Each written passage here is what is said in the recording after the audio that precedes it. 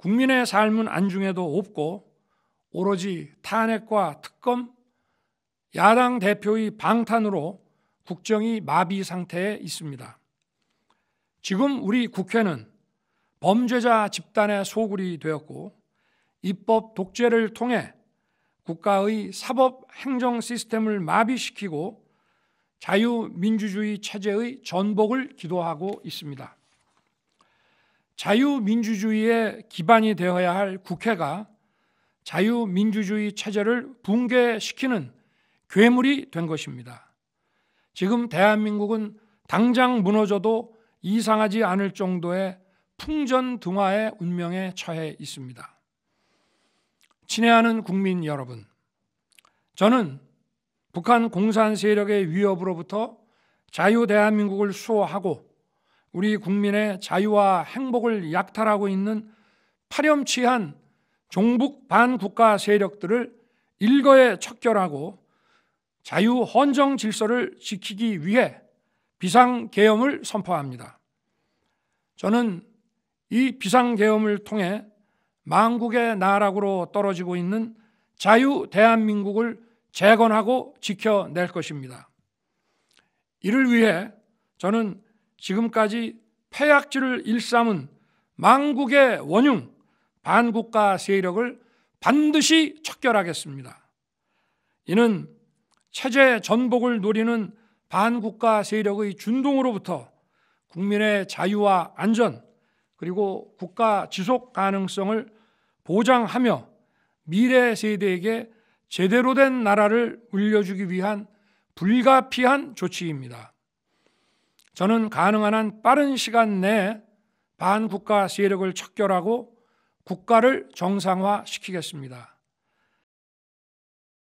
존경하는 국민 여러분, 저는 어제 밤 11시를 기해 국가의 본질적 기능을 마비시키고 자유민주주의 헌정 질서를 붕괴시키려는 반국가 세력에 맞서 결연한 구국의 의지로 비상계엄을 선포하였습니다.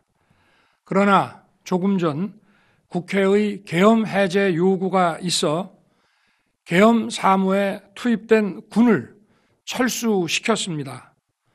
바로 국무회의를 통해 국회의 요구를 수용하여 계엄을 해제할 것입니다. 다만 즉시 국무회의를 소집하였지만 새벽인 관계로 아직 의결 정족수가 충족되지 못해서 오는 대로 바로 계엄을 해제하겠습니다.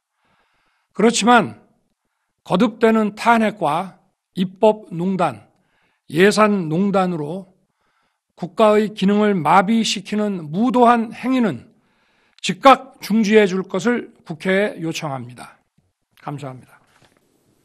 존경하는 국민 여러분, 저는 12월 3일 밤 11시를 기해 비상계엄을 선포했습니다. 약 2시간 후 12월 4일 오전 1시경 국회의 계엄 해제 결의에 따라 군의 철수를 지시하고 심야 국무회의를 거쳐 계엄을 해제하였습니다.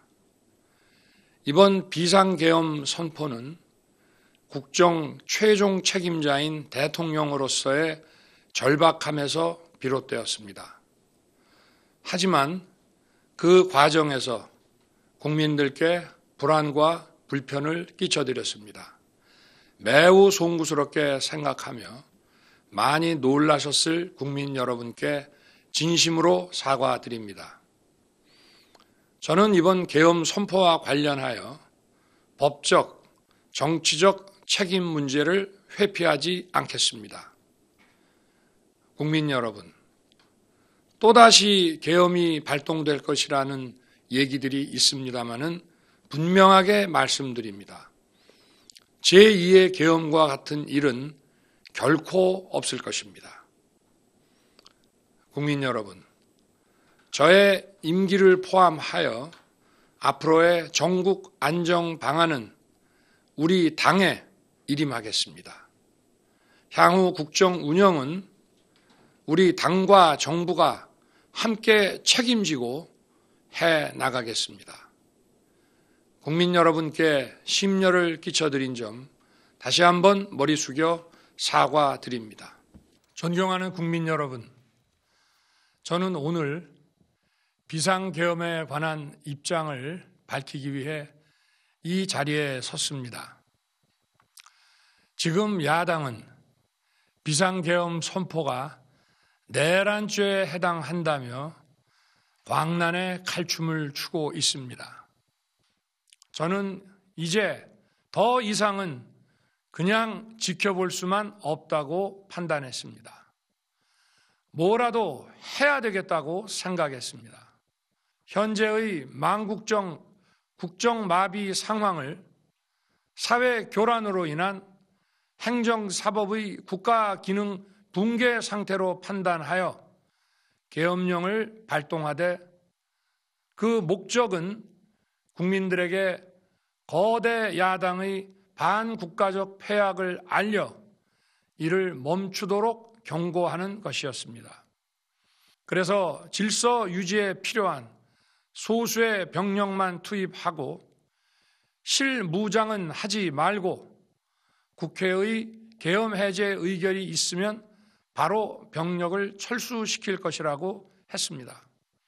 소규모이지만 병력을 국회에 투입한 이유도 거대 야당의 망국적 행태를 상징적으로 알리고 계엄 선포 방송을 본 국회 관계자와 시민들이 대거 몰릴 것을 대비하여 질서 유지를 하기 위한 것이지 국회를 해산시키거나 기능을 마비시키려는 것이 아님은 자명합니다. 결국 병력이 투입된 시간은 한두 시간 정도에 불과합니다. 만일 국회 기능을 마비시키려 했다면 평일이 아닌 주말을 기해서 계엄을 발동했을 것입니다. 국회 건물에 대한 단전 단수 조치부터 취했을 것이고 방송 송출도 제한했을 것입니다. 그러나 그 어느 것도 하지 않았습니다. 도대체 2시간짜리 내란이라는 것이 있습니까? 질서 유지를 위해 소수의 병력을 잠시 투입한 것이 폭동이란 말입니까? 거대 야당이 거짓 선동으로 탄핵을 서두르는 이유가 무엇이겠습니까? 이제 고되지만 행복했고 힘들었지만 보람찼던 그 여정을 잠시 멈추게 됐습니다. 그동안의 노력이 허사로 돌아가지 않을까 답답합니다. 저는 지금 잠시 멈춰 서지만 지난 2년 반 국민과 함께 걸어온 미래를 향한 여정은 결코 멈춰 서서는 안 될 것입니다. 저는 결코 포기하지 않겠습니다. 저를 향한 질책, 격려와 성원을 모두 마음에 품고 마지막 순간까지 국가를 위해 최선을 다하겠습니다. 안타깝게도 이 나라에는 법이 모두 무너졌습니다. 수사권이 없는 기관에 영장이 발부되고 또 영장 심사권이 없는 법원이 체포영장과 압수수색 영장을 발부하는 것을 보면서 그리고 수사기관이 거짓 공문서를 발부해서 국민들을 기만하는 이런 불법이 자행되고 무효인 영장에 의해서 절차를 강압적으로 진행하는 것을 보고 정말 개탄스럽지 않을 수 없습니다.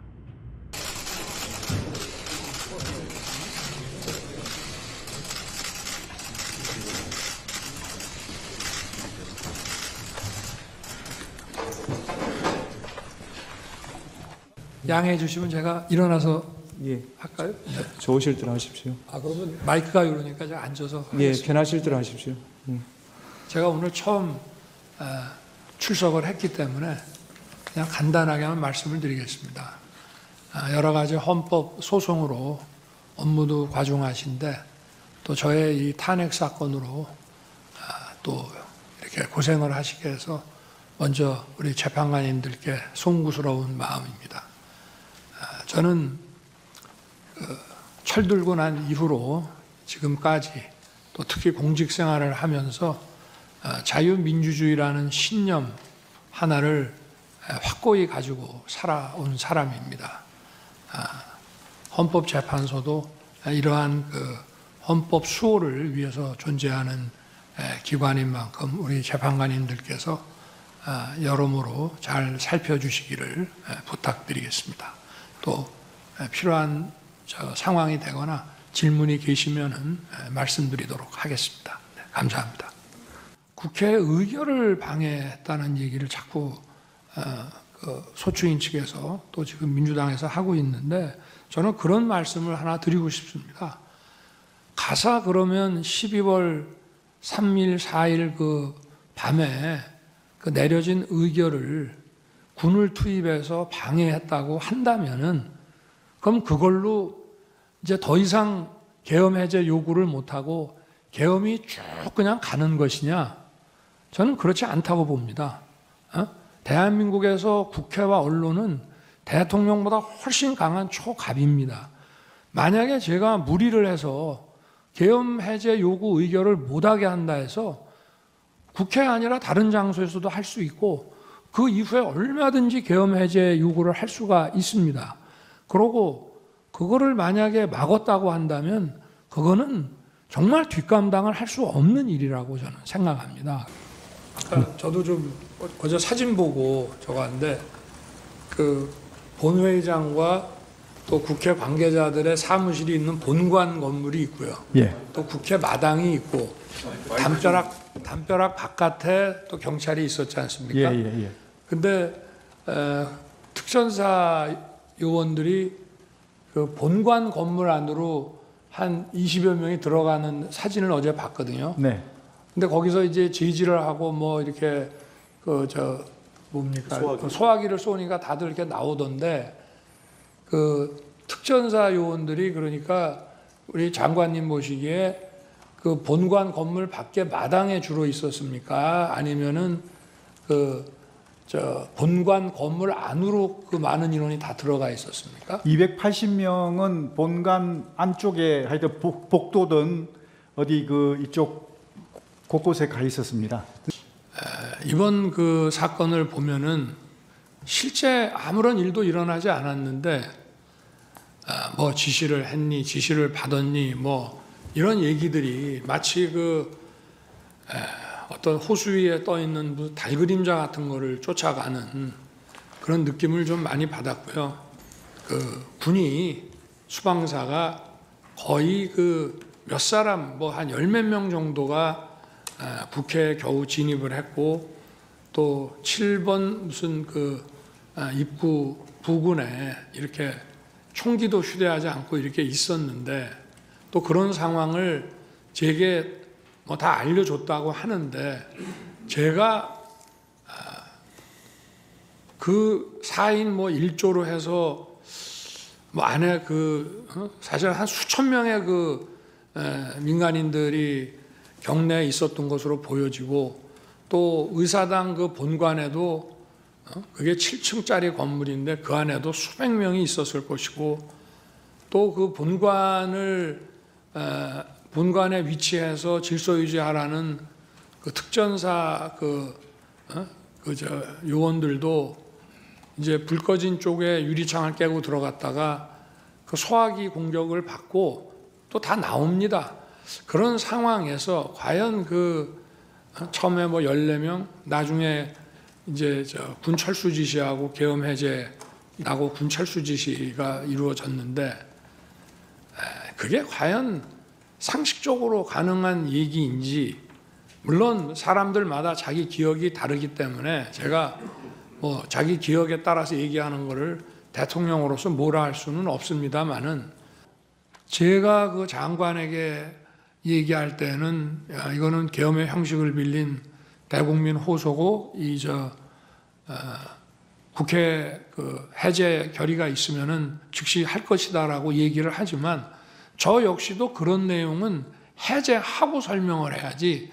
저도 국무위원들한테 그 얘기는 계엄 전에는 얘기할 수가 없는 겁니다. 마찬가지로 국방장관도 지휘관들, 사령관들한테는 이 계엄은 곧 해제될 계엄이고 전체 군 투입은 얼마 안 된다. 이런 얘기를 안 하고 이제 필요한 그 대통령의 선포에 따라서 각자 맡은 업무를 하도록 했기 때문에 각자 정해진 매뉴얼대로 하다 보니까 저나 장관이 생각한 것 이상의 어떤 그 조치를 준비를 했을 수는 있습니다만은 계엄사령부가 그 조직이 만들어지기도 전에 국회의 해제 요구에 따라서 군 철수 지시를 하고, 그리고 군 철수 지시하기 전에 벌써 제가 국무위원들을 부릅니다.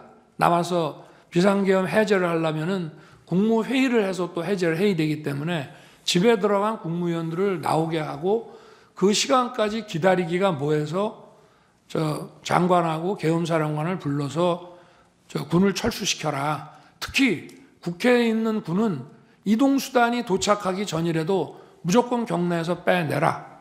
이제 이렇게 하고, 그리고 기다려도 이제 저 국무위원들이 빨리 도착을 안 하니까 제가 먼저 브리핑룸으로 가서 군은 철수시켰고 이제 정족수가 채워지면 계엄 해제는 곧 한다, 이렇게 이제 발표를 합니다.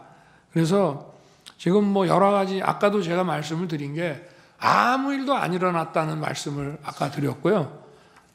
그리고 이제 아까 그 선관위에 왜 가셨냐고 하는 문제는 제가 그래서 계엄법 7조에 따라서 행정사법사무를 관장하기 때문에 제가 평소에 의문을 가졌던 거, 또 2023년 10월에 국정원 보고를 받고 대단히 미흡하게 점검했다는 것 때문에 어떤 시스템이 있는지는 알아놔야 나중에 뭐 국정조사를 통해서든지 아니면 여론 이런 걸 통해서든지 봐야 되겠다라고 생각했기 때문에 점검을 하도록 시킨 것이고, 실제 가서 무슨 군인들은 이제 그런 장관의 이런 계엄 선포와 장관의 지시가 있으면 뭐 서버를 압수하네 뭐네 이런 식으로 생각할지 모르지만 제가 내린 지시는 가서 무슨 장비가 어떤 시스템으로 가동되는지 보라는 거였고, 실제 아무 어떤 압수 내지는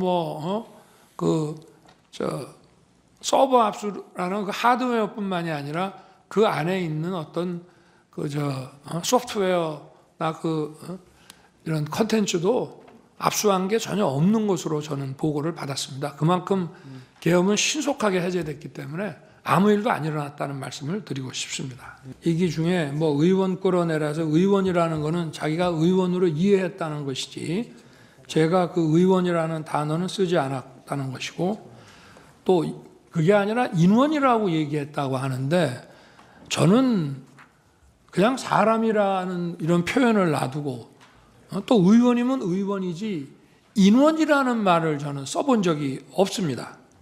그 말씀을 드리고요. 당시에 이제 국회 본관을 거점으로 확보해서 이제 불필요한 인원을 통제한다는 목적으로 들어갔는데 이제 소화기 분사를 받고 이제 저쪽 북측문 쪽으로 이제 밀려납니다.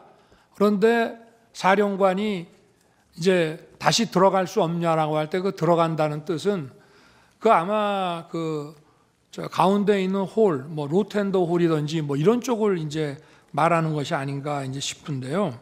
어떤 조직 생활, 공직 생활을 하는 사람이 상부로부터 어떤 자기가 이행하기 어려운 지시를 받았을 때는 부당합니다의 이전에 현실적으로 이건 불가능합니다. 이 얘기를 먼저 한마디 하면 대통령님 지금 또는 장관님 지금 국회에 우리 요원이 15명 정도 또는 20명 안 되는 인원밖에 없고, 그리고 우리 전부 비무장 상태고, 그리고 이미 소화기 분사를 받고 시민들과 불필요한 이런 충돌을 안 하기 위해서 지금 피하고 있습니다.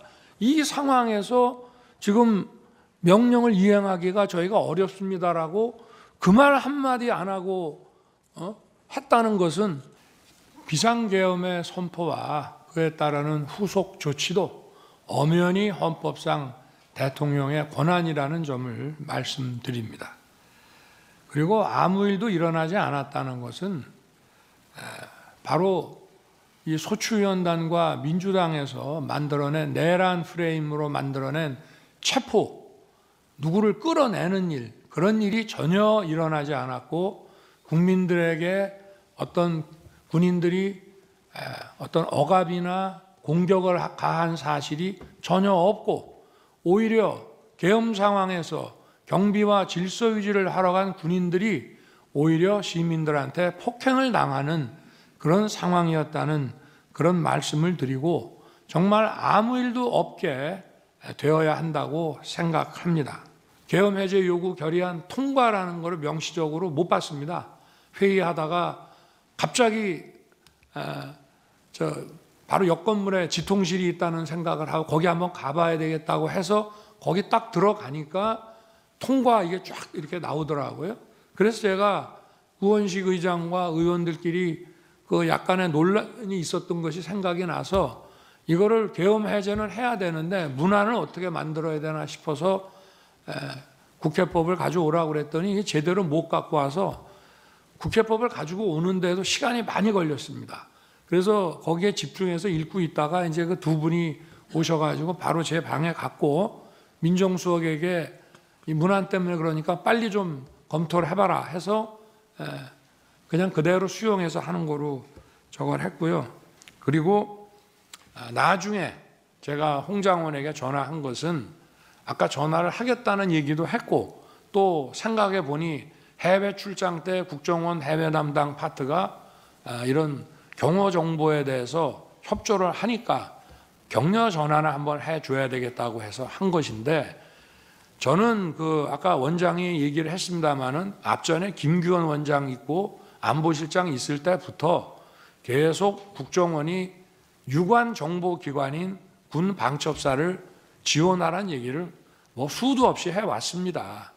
그런데 홍장원에게 제가 전화를 밤 10시 넘어서 이제 11시 뭐 다 돼서 전화했다고 뭐 나온다는데 제일 첫 마디가 이겁니다. 원장이 계신데 왜 내가 원장 부재 중에 잘 챙기라고 했는데 원장 계신다는 말을 왜 안 했냐? 그게 첫 번째 얘기고요.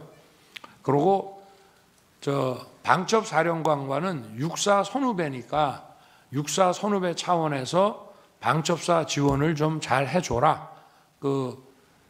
대공수사권은 없지만 국가안보조사국을 대신 만들어 놨으니 그 간첩 정보라든가 이런 게 있고 또 국정원은 그 특활비나 자금이 많으니까 후배 있는 여기를 잘 챙겨라라고 얘기를 했고 그래서 하여튼 여러 가지 일들을 막 조합을 해가지고 이렇게 의혹을 제기하면서 어떻게 보면은 완전히 무슨 어디 뒷다리 잡는 그런 얘기들을 소추인 측에서 많이 하시는데 그런 이제 상황을 분명히 말씀드리고요. 아까 그 질문 과정 중에 보면은 홍장훈 1차장이 뭐 저하고 여러 차례 술도 먹고 뭐 그거는 여기 국정원장도 와 계시지만 있을 수 없는 일입니다.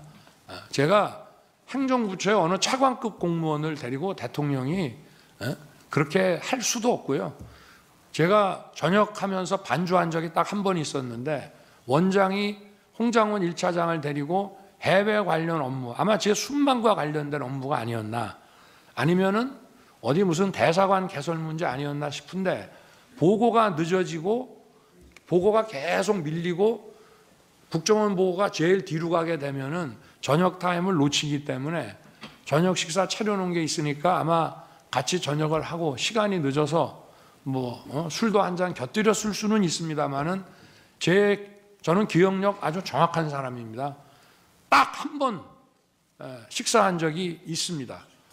제 무슨 처와 국정원장 간에 휴대폰 문자 주고받았다는 부분에 대해서는 그건 저도 알 수 없는 것이지만 저와 제 처는 지난 11월 7일 대국민 담화와 기자회견한 이후에 소통 방식을 개선하고 휴대폰을 바꾸겠다고 이미 국민들에게 다 말씀을 드려서 비화폰을 저 같은 경우에는 국정원장하고 썼고요. 아마 제 아내는 국정원장이 안보실장이던 시절에는 전화번호를 가지고 있었을지 모르지만 휴대폰을 이렇게 그 비화폰 아닌 개인 휴대폰을 바꾸고 원래 휴대폰을 다 없애버렸기 때문에 저는 그 통화 내역이 어떤 건지 사실 좀 궁금합니다. 네. 저와 통화한 거를 가지고 대통령의 체포 지시라는 것과 연결을 해서 바로 이 내란과 탄핵에 이 공작을 했다는 게 문제입니다. 간첩을 좀 많이 잡아 넣기 위해서 정보를 좀 경찰만 주지 말고 여기다가도 방첩사에도 주고 지원을 좀 해주라는 얘기를 이런 무슨 목적 없는 체포 지시로 해서 그 여인형이 뭘 부탁도 안 하는데 대통령이 도와주라고 그랬다고 해서 이런 거를 받아서 여인형은 경찰에다가 물어보니 경찰이 어렵다고 하니 국정원은 뭐 미행이라도 하고 뭘 하니 그거 뭐 위치 확인하는데 좀 도움이 될까 해서 헌 얘기를 이렇게 엮어가지고 대통령의 체포 지시로 이거를 만들어냈다는 게 이 핵심입니다. 이게 작년 12월 3일 비상계엄을 선포한 후 84일이 지났습니다. 제 삶에서 가장 힘든 날들이었지만 감사와 성찰의 시간이기도 했습니다. 저 자신을 돌아보면서 그동안 국민들께 과분한 사랑을 받아왔다는 생각이 들었습니다. 제가 비상계엄을 선포하고 몇 시간 후 해제했을 때 많은 분들께서 이해를 못하셨습니다. 지금도 어리둥절해 하시는 분들이 있을 겁니다. 12.3 비상계엄은 과거의 계엄과는 완전히 다른 것입니다. 무력으로 국민을 억압하는 계엄이 아니라 계엄의 형식을 빌린 대국민 호소입니다. 무엇보다 저 자신 윤석열 개인을 위한 선택은 결코 아니었다는 사실을 분명히 말씀드립니다. 고작 280명의 실무장도 하지 않은 병력만 투입하도록 했겠습니까? 주말이 아닌 평일에 계엄 선포를 하고 계엄을 선포한 후에 병력을 이동시키도록 했겠습니까? 국회에 들어간 병력은 106명에 불과하고 본관에 들어간 병력은 15명입니다. 15명이 유리창을 깨고 들어간 이유도 자신들의 근무 위치가 본관인데 입구를 시민들이 막고 있어서 충돌을 피하기 위해 불 꺼진 창문을 찾아 들어간 것입니다. 또한 국회의 해제 요구 결의가 이루어진 이후에 즉시 모든 병력을 철수했습니다. 투입된 군의 병력이 워낙 소수이다 보니 국회 외곽 경비와 질서 유지는 경찰에 요청했습니다. 부상당한 군인들은 있었지만 일반 시민들은 단 한 명의 피해도 없었습니다. 처음부터 저는 국방장관에게 이번 비상계엄의 목적이 대국민 호소용임을 분명히 밝혔습니다. 최소한의 병력을 실무장하지 않은 상태로 투입함으로써 군의 임무를 경비와 질서 유지로 확실하게 제한한 것입니다. 병력 투입 시간이 불과 2시간도 안 되는데 2시간짜리 내란이라는 것이 있습니까? 비상계엄은 범죄가 아니고 국가 위기를 극복하기 위한 대통령의 합법적 권한 행사입니다. 국가와 국민을 위한 계엄이었지만 그 과정에서 소중한 국민 여러분께 혼란과 불편을 끼쳐드린 점 진심으로 죄송스럽게 생각합니다.